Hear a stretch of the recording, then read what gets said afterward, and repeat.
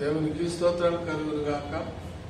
దేవుని యందు ప్రియమైన స్నేహితులారా, మరొక ఉదయకాలమున దేవుని యొక్క పాద సన్నిధిలో చేరి ఈ ఉదయకాలపు ధ్యానంలో పాల్పొందడానికి, ఉదయకాలపు ధ్యానాన్ని నడిపించడానికి దేవుడిచ్చినటువంటి మహా తరుణాన్ని బట్టి దేవునికి స్తోత్రాలు చెల్లిస్తూ ప్రాతకాల స్తుతి అనే గీతాన్ని మనం పాడుకుందాం. మేతాళ్ల జాన్ గారి రచన, మన ఆంధ్ర క్రైస్తవ పుస్తకంలో 43వ కీర్తనను ఉదయకాలాన ఒక 3 వచనాలు మాత్రం పాడుకొని ఉదయకాలపు ధ్యానంలోకి మనం వెళతాం. మరి 43వ కీర్తన, శ్రీ యేసు కర్తను సేవ చేయుటకు మేల్కొను అనే కీర్తనను పాడుకొని దేవుని స్తుతించుకుందాం. హల్లెలూయా. శ్రీ యేసు కర్తను సేవ చేయుటకు మేల్కొను, శ్రీ యేసు కర్తను శ్రేయములనే రంగి నీకు రేగి పవన సంగి, శ్రేయములనే రంగి నీకు రేగి పవన సంగి, ఎడబాయని అంతరంగి అపాయము ద్రోయ సహాయము చేయ, శ్రీ యేసు కర్తను సేవ చేయుటకు మేల్కొను, శ్రీ యేసు కర్తను నిదురయందు నేడు క్షేమమోదవ కాచినాడు, నిదురయందు నేడు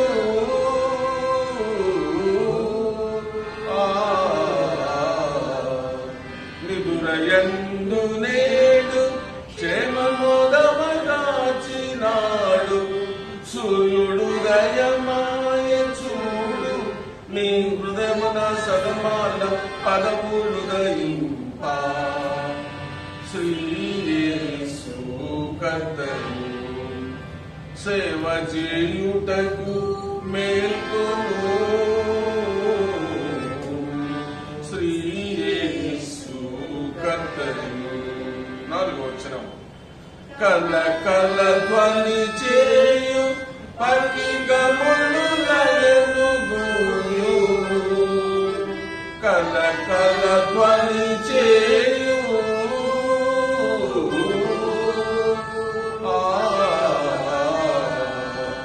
కల కల ధ్వని చేయు పర్విగములు లయను గూయు, స్వరములు ప్రభు స్తుతి చేయు నీ వలయక స్వలయక వెలయక మాడు, శ్రీ యేసు కర్తను సేవ చేయుటకు మేల్కొను, శ్రీ యేసు కర్తను పగటి వార మంచు నిష్ఫలపు ద్రుంచు, పగటి వార మంచు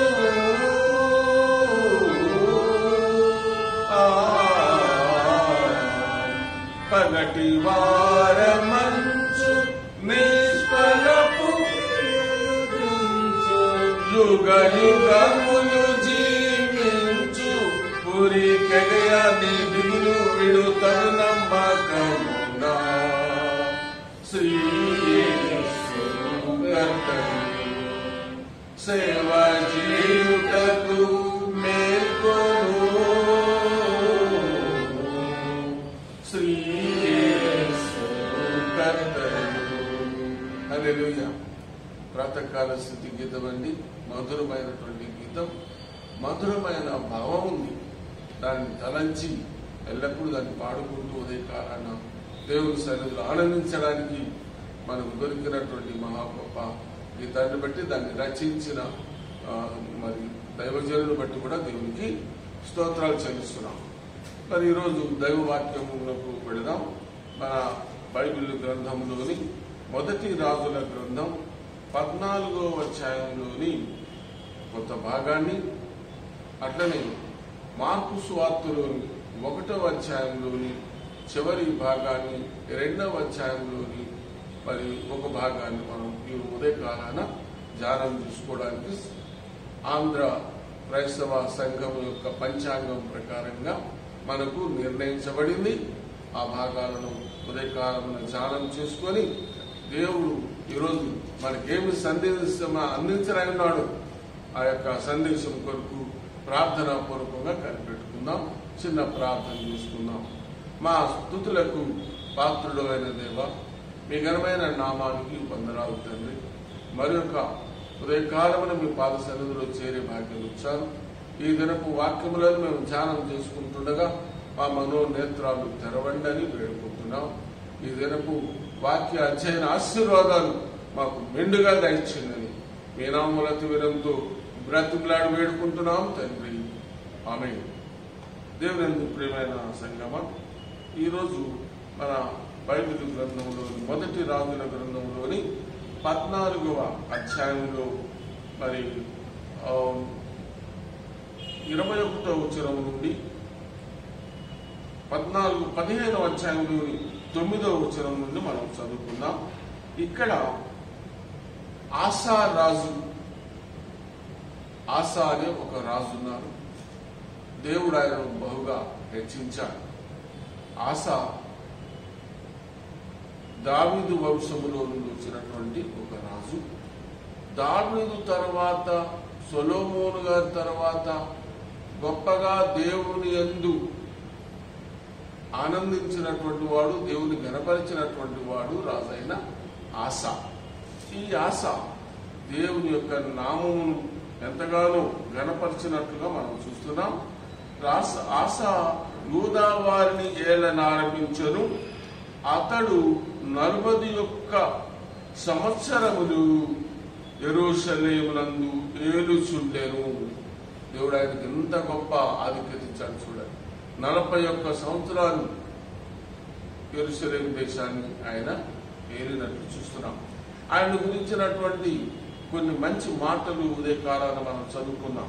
11వ వచనం, ఆసా తన పితరుడైన దావీదు వలె యెహోవా దృష్టికి యథార్థముగా నడుచుకున్నాడు. హల్లెలూయా. తన పితరుడైన దావీదు వలె ఆసా కూడా యెహోవా దృష్టి, దేవుని దృష్టిలో ఆయన యథార్థవంతుడుగా నడుచుకున్నాడు. 14వ వచనం చదువుకున్నాం. ఆసా తన దినములన్నీ హృదయపూర్వకముగా యెహోవాను అనుసరించెను. దేవుని యందు ఆయన ఎంతగానో అనుసరించినట్లుగా హృదయపూర్వకంగా అనుసరించాడు. దేవునికి స్తోత్రాలు. మొట్టమొదటి ఏం చూసాము? యెహోవా దృష్టికి యథార్థముగా ఉన్నాడు. తర్వాత హృదయపూర్వకముగా యెహోవాను అనుసరించాడు. ఈ రీతిగా ఈ భాగములో మనము ఆసాను గురించి తెలుసుకుంటున్నాం. ఈ ఆసా రాజును గురించి మరొక చోట కూడా బైబిల్ గ్రంథములు దినవృత్తాంతములు, 2వ దినవృత్తాంతముల గ్రంథములోని 14, 15, 16 అధ్యాయాలలో కూడా ఈ రాజుల గురించి వ్రాయబడింది. ఆసా రాజుల గురించి ఏమి వ్రాయబడిందో మనం నేర్చుకుందాం. 2వ రాజుల గ్రంథం 14వ అధ్యాయము 15, 16 వచనాలలో అధ్యాయాలలో ఈ రీతిగా అక్కడ మనం చూసినట్టే ఆయన గురించి ఇక్కడ ఏం చెప్పబడుతుందో చూడండి. 2వ వచనం 14వ అధ్యాయం 2వ దినవృత్తాంతములు 14వ అధ్యాయం 2వ వచనం, ఆసా తన దేవుడైన యెహోవా దృష్టికి అనుకూలముగాను యథార్థముగాను నడిచిన వాడై.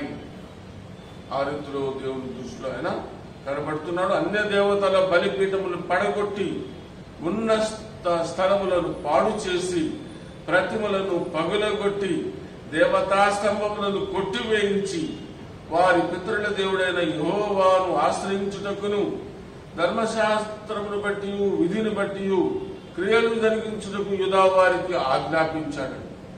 ఆ రీతిలో దేవుని దృష్టిలో ఈయన గొప్ప కార్యాలు చేశాడు. 5వ వచనం చివరిలో ఈ రీతిగా చూస్తున్నాం, అతని ఏలుబడి యందు రాజ్యము నెమ్మదిగా ఉండెను. హల్లెలూయా. ఎందుకంటే ఆయన దేవుని భయం ఎరిగినవాడు కాబట్టి ఆయన రాజ్యం ఆయన దినాలలో నెమ్మదిగా ఉండెను. 7వ వచనంలో చూస్తాం, మన ఆయన అంటాడు, ఏదో ప్రజలందరితో ఏమంటున్నాడు, ప్రకటన చేస్తున్నాడు, మన దేవుడైన యెహోవాను మనం ఆశ్రయించితిమి, ఆశ్రయించినందున ఆయన మన చుట్టూను నెమ్మది కలుగజేసి ఉన్నాడు. ఈ రీతిగా ఆశాదినములను మనం జ్ఞాపకం చేసుకుంటున్నాం. దేవుడు ఆయనకు ఎట్లా తోడై ఉన్నాడు, దేవుడు ఆయనకు ఎట్లా తోడై ఉండి, ఎందుకు దేవుడు తోడై ఉన్నాడు, ఈయన దేవుని యొక్క నామమును గణపరిచాడు, ఆయన ఆశ్రయించాడు, ఆయనకు సముఖంగా నడిచినటువంటి రాజు. మళ్ళా చూడండి 10వ వచనంలో వారు ఒక యుద్ధం జరుగుతుంది. ఆసా తన దేవుడైన యెహోవాకు మొరపెట్టి, యెహోవా విస్తారమైన సైన్యం చేతిలో ఓడిపోకుండా బలము లేని వారికి సహాయం చేతుకు నీకన్నా ఎవరు లేరు, మా దేవా యెహోవా మాకు సహాయం చేయము, నిన్నే నమ్ముకొని ఉన్నాము, నీ నామమును బట్టి ఈ సైన్యం ఎదురించుటకు బయలుదేరి ఉన్నాము, యెహోవా నీవే మా దేవుడవు, నరమాత్రులు నీపై జయమందనీయకుమని ప్రార్థించాడు. హల్లెలూయా. ఒక యుద్ధం జరుగుతుంది. ఆ యుద్ధములో దేవుని యొక్క సహాయమును ఆసారాజు కోరుకున్నాడు. ఈ రీతిగా ఆసా దేవుని సన్నిధిలో ప్రార్థించినందున దేవుడు ఆయనకు విజయము కలుగు చేశాడు. ఈ రీతిగా ఉన్నటువంటి ఆసారాజు కొన్ని విషయాలలో దేవుని సన్నిధిలో నుండి తప్పిపోయాడు. ఆయన ఏ రీతిలో దేవుని యొక్క సన్నిధిలో నుండి మరి తప్పిపోయాడో, ఒక ప్రవక్త అయిన యోదేదు ప్రవచన ఈ మాటలు ఆసా విన్నప్పుడు అతడు ధైర్యం తెచ్చుకొని యోదా బెన్యామీల దేశమంతటి నుండి ఎఫ్రాయిము మన్యములో తాను పట్టుకున్న పట్టణములో నుండి హేయమైన విగ్రహములన్నిటినీ తీసివేసి యెహోవా మంటప ఎదుట నుండి యెహోవా బలిపీఠమును మరలా కట్టించి యూదా వారినందరినీ, బెన్యామీలందరినీ, ఎఫ్రాయిము మనష్షే సిమియోను గోత్రములోకి వచ్చి వారి మధ్య నివసించు పరదేశులను సమకూర్చెను. అయితే ఒకసారి వాళ్ళ అమ్మగా 16వ వచనములో, మరియు తన తల్లి అయిన మయాక అసహ్యమైన ఒక దేవతా స్తంభమును నిలిపినందున ఆమె ఇక పట్టపు దేవి అయి ఉండకుండా రాజైన ఆసా ఆమెను త్రోసివేసి ఆమె నిలిపిన విగ్రహమును పడగొట్టి చిన్నాభిన్నము చేసి కిద్రోను వాగు దగ్గర దాన్ని కాల్చివేసెను. వాళ్ళ అమ్మగారు ఒక దేవతా స్తంభాన్ని చేపించి, అసహ్యమైన దేవతా స్తంభం అంటారు. ఆసా అది గమనించి ఆ దేవతా స్తంభంను పడగొట్టి విరగొట్టి కాల్చివేసి కిద్రోను వాగులో కలిపేశాడు. ఇతడు బ్రతికిన కాలమంతయు ఇతని హృదయము యథార్థముగా ఉండెను. దేవుని స్తోత్రం. దేవుని సన్నిధిలో ఆయన బ్రతికిన కాలమంతా కూడా యథార్థముగా ఉన్నాడు. అయితే 16వ వచనములో ఏం చూస్తున్నామంటే, ఆసా ఏలుబడి 36వ సంవత్సరమున ఇశ్రాయేలు రాజైన బయెషా యూదా వారి మీద దండెత్తి బయలుదేరి యూదా రాజైన ఆసా యొద్దకు రాకపోకలు జరగకుండానట్లు రామాను కట్టించాడు. శత్రురాజు అయినటువంటి బయెషా అనేట ఆయన యూదా వారు వాళ్ళ దేశంలోకి రాకుండా రామా పట్టణాన్ని కట్టిస్తుంటే ఆసా యెహోవా మందిరమును రాజనగరునందున ఉన్నత బొక్కసములో నుండి వెండి బంగారం తీసి దమస్కులో నివాసం చేసి సిరియా రాజు బెన్హదదుకు దూతలను పంపాడు. ఇదివరకు ఎన్నోసార్లు యుద్ధం వచ్చినప్పుడు దేవుని సన్నిధిలో ప్రార్థన చేసి జయం పొందుకున్నాడు. ఇప్పుడు అయితే దేవునికి వ్యతిరేకంగా ఒక కార్యం చేస్తున్నాడు. దేవుని మర్చిపోయి దేవునికి ప్రార్థన చేయకుండా సిరియా రాజు దగ్గరికి వెళ్ళాడు. దీనివల్ల 7వ వచనంలో మనం చూస్తాం, ఆ కాలం దీర్ఘదర్శి అయిన హవాని యూదారాజైన ఆసా యొద్దకు వచ్చి అతనితో ఇలా ప్రకటించెను, నీవు నీ దేవుడైన యెహోవాను నమ్ముకొనక సిరియా రాజును నమ్ముకుంటువే. వెంటనే దేవుని యొక్క దాసుడు ప్రవక్త వచ్చి ఆసాను గద్దిస్తూ మాట్లాడుతున్నాడు, నువ్వు దేవుని నమ్ముకోకుండా పరాయి రాజును నమ్ముకున్నావేంటి అని 9వ వచనములో అంటాడు. చాలా విలువైనటువంటి మాట. తన ఎడల యథార్థ హృదయము గల వారిని బలపరచుటకై యెహోవా కనుదృష్టి లోకమంతటా సంచారము చేయుచున్నది. ఈ విషయమందు నీవు మతి తప్పి ప్రవర్తించితివి గనుక ఇది మొదలుకొని నీకు యుద్ధములే కలుగును. నువ్వు మతి తప్పి ప్రవర్తించావు. ఓ ఆసా, ఇంతవరకు బాగానే ఉన్నావు, నీవు దేవునితో యథార్థ హృదయం గలవాడమై ఉన్నావు, దేవుని మనసుతో నువ్వు కలుసుకొని ఉన్నావు. ఈ విషయంలో నువ్వు దేవుని ఎడల పాపం చేశావు. నీకు కలిగిన ఆపదలో నుండి దేవుని వేడుకొనుక పరాయి రాజు దగ్గరికి వెళ్ళావు కాబట్టి నువ్వు దేవుని అపహాస్యం చేసినట్లు లెక్క, నువ్వు మతి తప్పి ప్రవర్తించావని ఆసారాజును గద్దించావు. ఆ రీతిగా ఆసారాజు దేవుని దృష్టిలో కోపం పొందుకున్నాడు. ప్రియమైన బిడ్డారా, ఉదయకాలమున ఆసారాజు యూదారాజులలో గొప్ప రాజు, దావీదు తర్వాత సొలొమోను తర్వాత దేవుని దృష్టిలో గనుడైనటువంటి రాజు, దేవుని ప్రేమించిన రాజు, దేవుని సన్నిధిలో యథార్థంగా ప్రవర్తించిన రాజే ఒకానొక విషయంలో దేవుని సన్నిధిలో తప్పిపోయాడు, మతి తప్పి ప్రవర్తించాడు. ఈ రోజులలో మనం కూడా దేవుని సన్నిధిలో ఎట్లా కనబడుతున్నాం? దేవుడు మనం చేసే మేలులను ఉపకారములను మరిచిపోయి ఒకానొక సందర్భంలో దేవునికి వ్యతిరేకముగా దేవుని సన్నిధిలో ఆయనకు దృష్టిలో పాపం చేసిన వారుగా కనబడుతున్నామా? ఆశారాజును బట్టి మనం ఈ సత్యాన్ని ఉదయకాలాన నేర్చుకుంటున్నాం. మరి అటువంటి విషయాలలో దేవుడు మనకు తోడుగా ఉండాలంటే ప్రతి విషయంలో దేవుని సన్నిధినే కోరుకోవాలా, దేవునినే ప్రార్థించాలా, దేవా నువ్వే నాకు సాయం చేయని కోరుకోవాలని ఈ యొక్క ఉదయకాలమున ఈ ఆశారాజుని బట్టి మనం నేర్చుకుంటున్నాం. మార్కు సువార్తలోకి వెళ్దాం. క్రొత్త నిబంధన మార్కు సువార్తలో 1వ అధ్యాయంలో, మార్కు సువార్త 1వ అధ్యాయం. హల్లెలూయా, దేవునికి స్తోత్రం. మార్కు సువార్త 1వ అధ్యాయంలో 40 వచనం నుండి 45 వచనాలలో ఏముందంటే, ఒక కుష్ఠరోగి ఆయన ఎందుకు వచ్చాడు. యేసు ప్రభువారు పరిచర్య ప్రారంభించారు. గలిలయ ప్రాంతం అంతా తిరుగుతున్నారు. ఆ సందర్భంలో ఒక కుష్ఠరోగి ఆయన దగ్గరకు వచ్చాడు.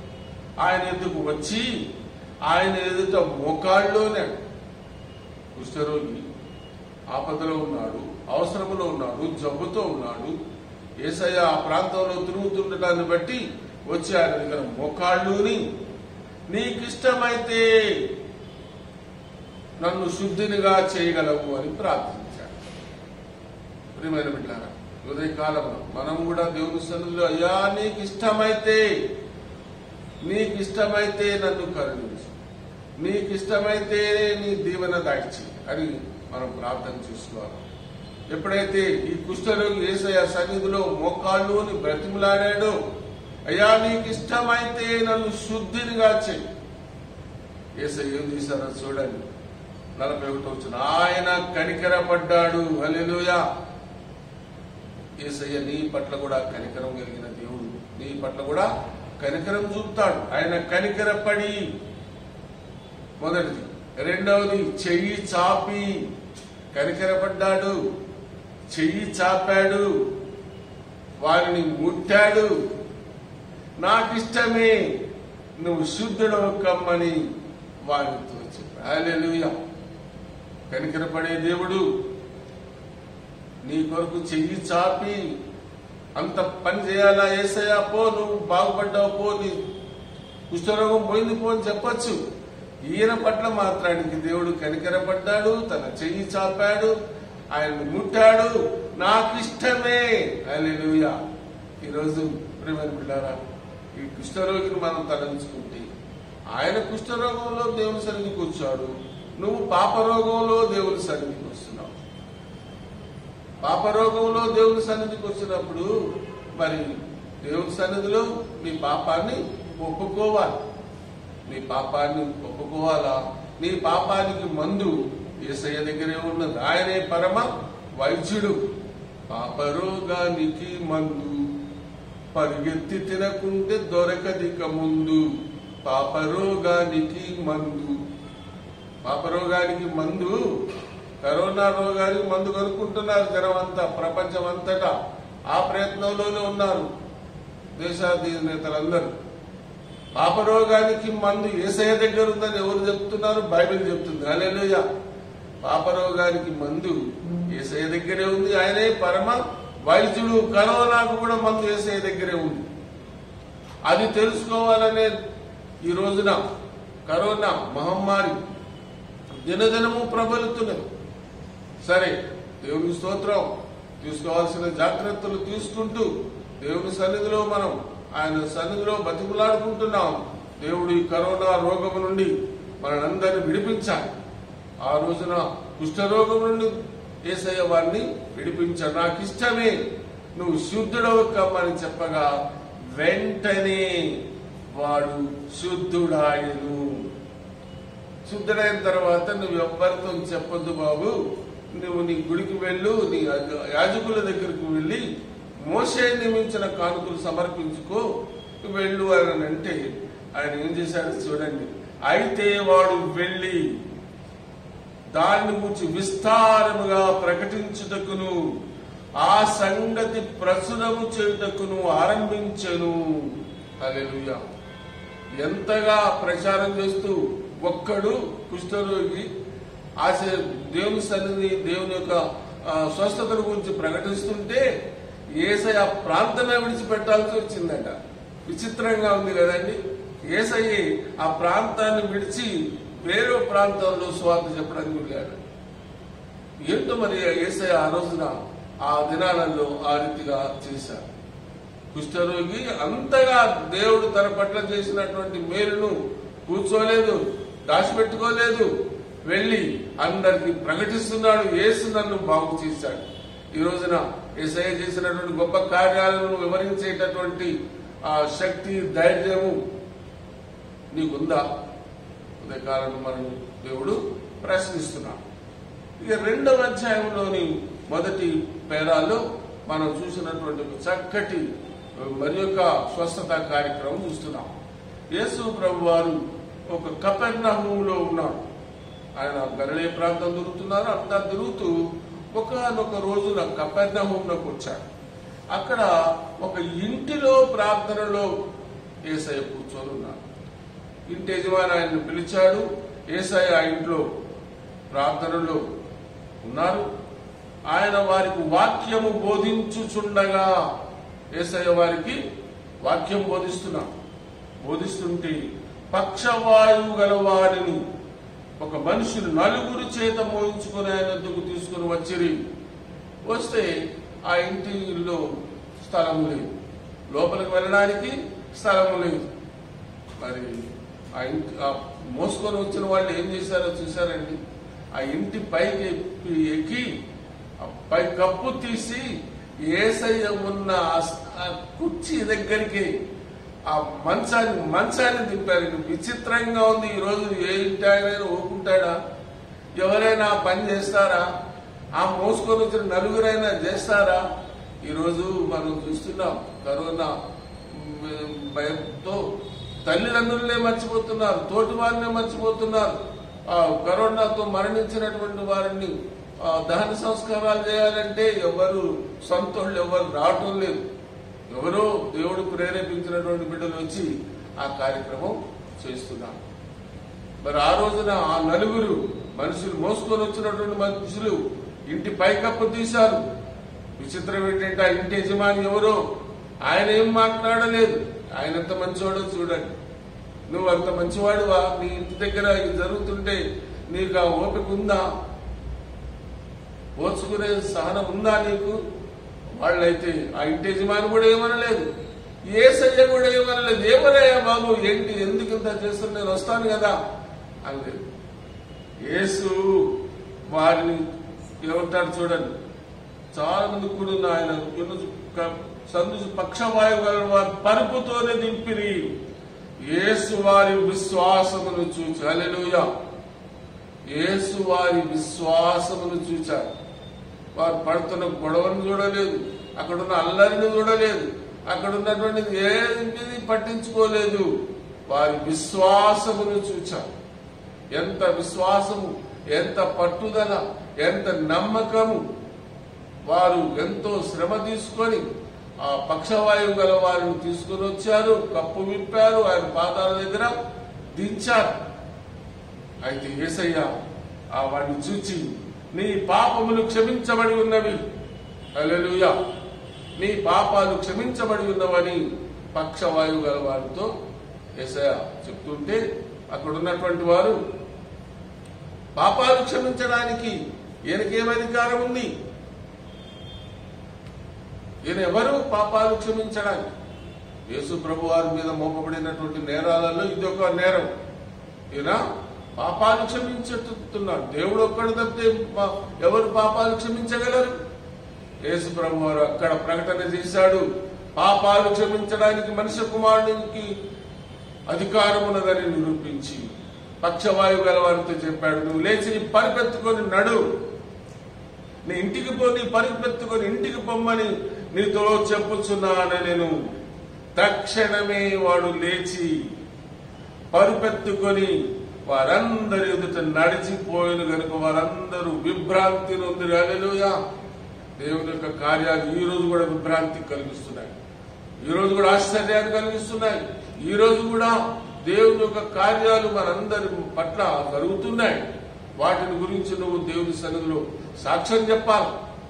వాటిని గురించి నువ్వేం పొందుకున్నావో, దేవుని సన్నిధిలో నీకు కలిగినటువంటి మేలేమిటో, దేవుని సన్నిధిలో నీకు కలిగినటువంటి ఆ యొక్క పరీక్ష ఏమిటో, ఆ పరీక్షలో యేసయ్యను ఎట్లా విడిపించాడో చెప్పగలిగిన ధైర్యం నీకు కావాలి. దేవుని సన్నిధిలో దేవుని ప్రేమైన పిల్లారా, ఉదయం కాలం ఇక్కడ ఆశారాజు గురించి నేర్చుకున్నాం. ఆశారాజు చాలా భక్తిపరుడే, దేవుని సన్నిధిలో యథార్థపంతుడుగా ఉన్నాడు, చాలా దేవుడు ఆయనకు సహాయం చేశాడు. కానీ ఒక విషయంలో తప్పిపోయాడు. ఈ రోజున దేవుని మేలు పొందుకున్న నువ్వు కూడా ఏదైనా తప్పిపోయి ప్రమాదం వచ్చినప్పుడు, ఆ పరిస్థితి వచ్చినప్పుడు నిలబడగలవా అని ఉదయకాలం నేర్చుకుంటున్నాం. ఇక్కడ కుష్ఠవ్యాధి గల వారిని యేసయ్య నాకు ఇష్టమే, నువ్వు శుద్ధుడవు కమ్మని ప్రకటించాడు. హల్లెలూయా. నువ్వు నేను బాగుపడాలంటే ఆయనకి ఇష్టం కావాలి, ఆయనకి ఇష్టమైనటువంటి వాడుగా కనబడాలి. మోకాళ్ళు బతిమలాడుకున్నావు. నువ్వు దేవుని సన్నిధిలో ఎట్లా బతిమలాడుకుంటున్నావు? అక్కడ పక్షవాయువు గల వారిని చూచాడు, పాపాలు క్షమించాడు, బాగు చేశాడు. ఈ రోజున కూడా నీ పాపాన్ని క్షమించి నిన్ను బాగు చేసి తన బిడ్డగా చేసుకోవడానికి ఆయన ఇష్టపడుతున్నాడు. హల్లెలూయా. కాబట్టి ఉదయకాలమున ఈ యొక్క ధ్యానాల ద్వారా దేవుడు మన ఆత్మీయ నేత్రాలు తెరిచి ఈ సత్యాన్ని గ్రహించుకొని దేవుని సన్నిధిలో ఆరుతిలో మనము విశ్వాస వీరులుగా జీవించడానికి పరిశుద్ధాత్మ దేవుడు మనకు సహాయం చేయునుగాక. మరి ముగింపులో మనం ఒక కీర్తన పాడుకొని ప్రార్థన చేసుకొని దేవుని సన్నిధిలో మనం ఆనందిద్దాం. 169వ కీర్తన, యేసు పాపికి ఆశ్రయుడు. హల్లెలూయా. యేసయ్య పాపికి ఆశ్రయుడు. యేసయ్య పాపిని ప్రేమిస్తాడు గాని పాపాన్ని క్షమించడని. ఆయన పాపిని క్షమిస్తాడు, హల్లెలూయా, కానీ నీ పాపాన్ని కాదు. కాబట్టి నీ పాపం ఒప్పుకొని ఆయన దగ్గరికి వస్తే ఆయన నిన్ను క్షమించి నిన్ను తన బిడ్డగా చేసుకొని నిన్ను ముద్దు పెట్టుకొని నిన్ను కౌగలించుకోవడానికి సిద్ధంగా ఉన్నాడు. ఆయన పాపికి ఆశ్రయుడు. 169వ కీర్తన పాడుతున్నాం. పాపికాశ్రయుడావు నీవే యేసు నీవే, పాపికాశ్రయుడావు నీవే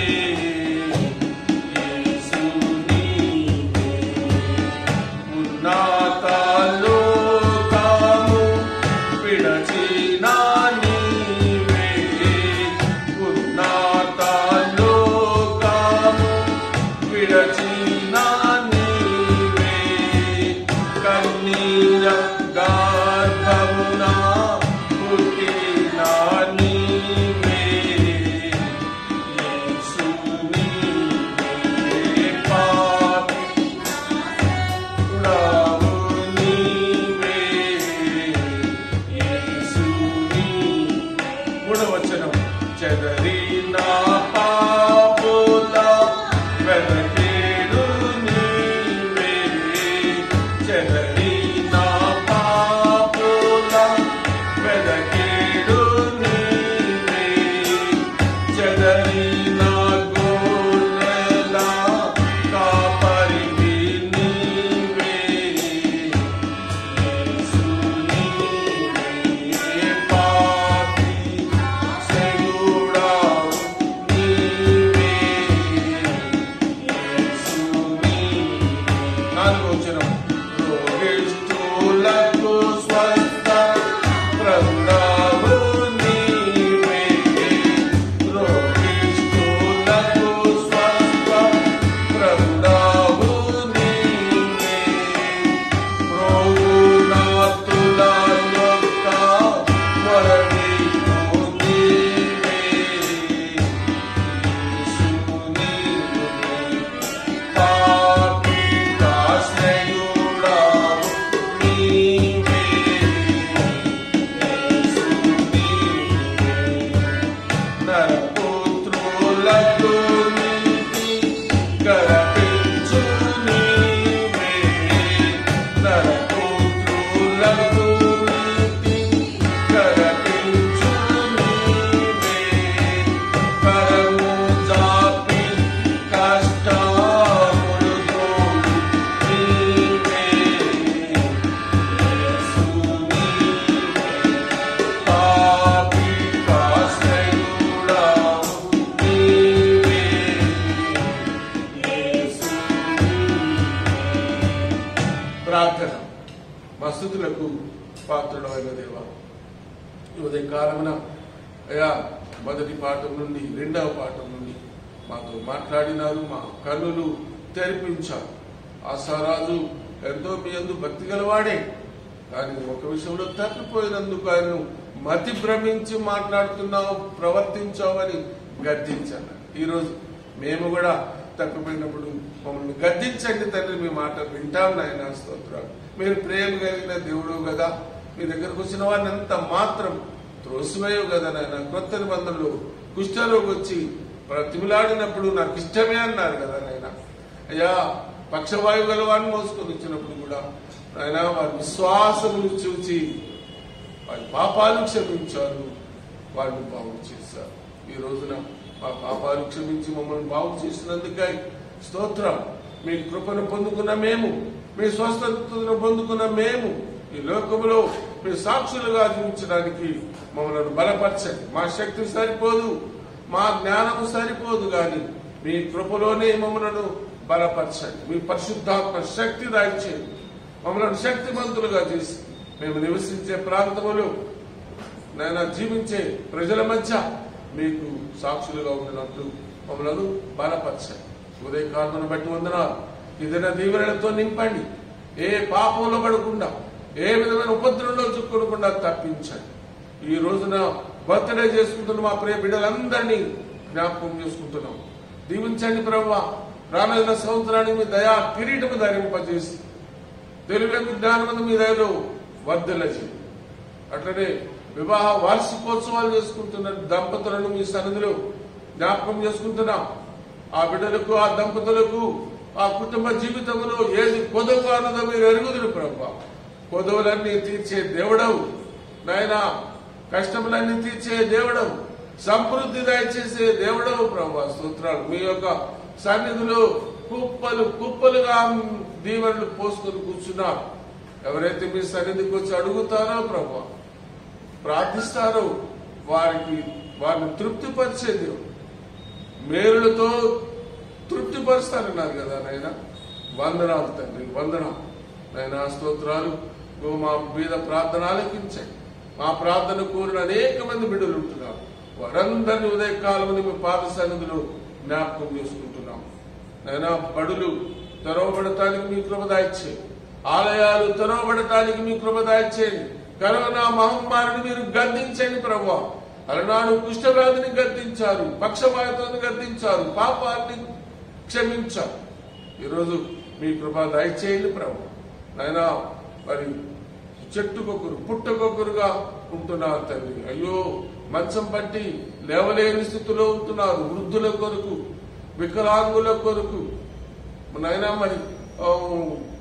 మరి ఇంకా అనేక బాధలలో, ఇబ్బందులు, కష్టంలో, దుఃఖంలో ఉన్నటువంటి వారి కొరకు ప్రార్థన చేస్తున్నాం. మీ దయగల చేయి చాపి వారిని ముట్టండి తండ్రి. మీ దయలో వారిని జ్ఞాపకం చేసుకొని మీ కృపాశీర్వాదాలకు పాత్రులుగా చేయనని ఈ దిన దీవెనలతో నింపండి.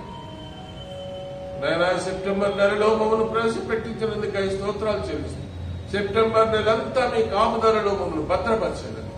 యేసు నామమున వినంతో బ్రతిమలాడి వేడుకుంటున్నాం తండ్రి. ఆమేన్. పరలోకమందుండు మా తండ్రి, నీ నామం పరిశుద్ధపరచబడును గాక, నీ రాజ్యము వచ్చును గాక, నీ చిత్తము పరలోకమందు నెరవేర్చున్నట్లు భూమి యందును నెరవేరును గాక. మానవుల ఆహారము నేడు మాకు దయచేయము. మా ఎడల అపరాధములు చేసిన వారిని మేము క్షమించిన ప్రకారం ఆ అపరాధము క్షమించుము. శోధనలోనికి తేక దుష్టు నుండి తప్పించుము. ఎందుకనగా రాజ్యము, శక్తి, మహిమ నిరంతరము నీవై ఉన్నవి స్వామి. ఆమేన్. మన ప్రభువైన యేసుక్రీస్తు వారి కృపయు, పరిశుద్ధాత్మ దేవుని యొక్క సహవాసమును, మన దేవుని యొక్క కృపా దీవెనలు మనకు, మన కుటుంబాలకు నిత్యము తోడైండునుగాక. ఆమేన్.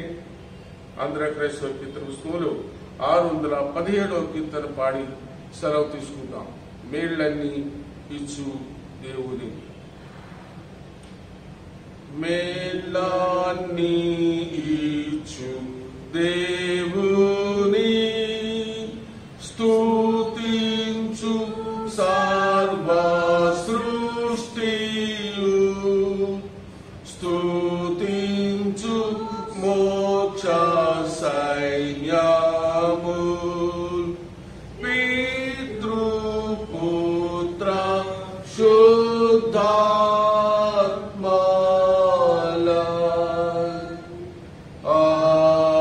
ఆమేన్. నా ప్రాణమా యెహోవాను స్తుతించు, నా అంతరంగమునున్న సమస్తమైన పరిశుద్ధ నామమును స్తుతించు. నా ప్రాణమా యెహోవాను స్తుతించు, ఆయన చేసిన ఉపకారములను దేనిని మరువకు. ఆమేన్. హల్లెలూయా.